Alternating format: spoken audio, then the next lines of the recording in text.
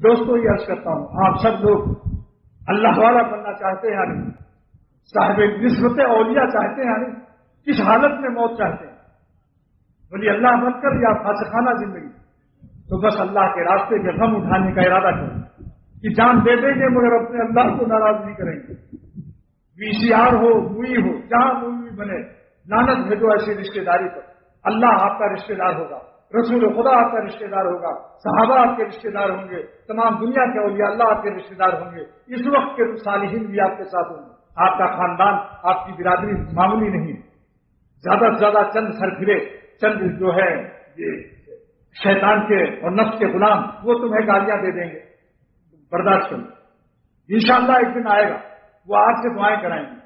ایک سپروائزر نے ایک داڑھی رکھنے والے کیلر سے کہا، وہ میرے ہاتھ محکمہ موسمیات میرے گھر سے قریب تھا ناظم آباد میں، اس سپروائزر نے کہا، اے داڑھی منڈا کراؤ، ہر وقت نماز پڑھتے رہتے ہو، ہم نہیں جانتے کچھ، داڑھی منڈاؤ اچھا نہیں لگتا۔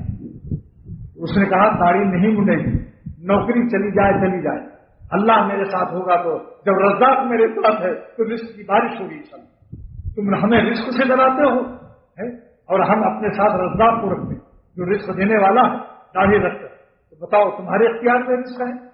آخرکار ایک اکیلا بیٹا جوان بخار میں مبتلا ہوا، 105 بخار چڑھا، ڈاکٹروں کی دواؤں سے کوئی فائدہ نہیں ہوا۔ 3-4 دن کے بعد اسی سے کہا، اب میں توبہ کرتا ہوں، تمہاری داڑھی کو کچھ نہ کہوں گا، آج تمہاری ڈیوٹی تہجد کے وقت لگاتا ہوں، تم بجائے کام کرنے کے آج میرے بیٹے کے لیے دعا کرو۔ جیسے ہی اس نے سر رکھا، دعا مانگی، اسی وقت سے بخار اترنا شروع ہو گیا۔ پھر تو اس کے جوتے میں پالش کرتے، کہا اس کے ہنسی مذاق چند دن الیکشن میں گالیاں کھانی پڑتی، لیکن جیت جانے کے بعد نفس و شیطان سے الیکشن ہو رہا ہے، اگر آپ چند دن تھوڑا سا ان کی بری گالیاں کھا لو، داڑھی والا ہے، داڑھی والا ملا ہے، کچھ دن برداشت کر لو، انشاءاللہ یہی لوگ اسی داڑھی والے سے دعائیں لیں گے، اسی سے درخواست کریں گے۔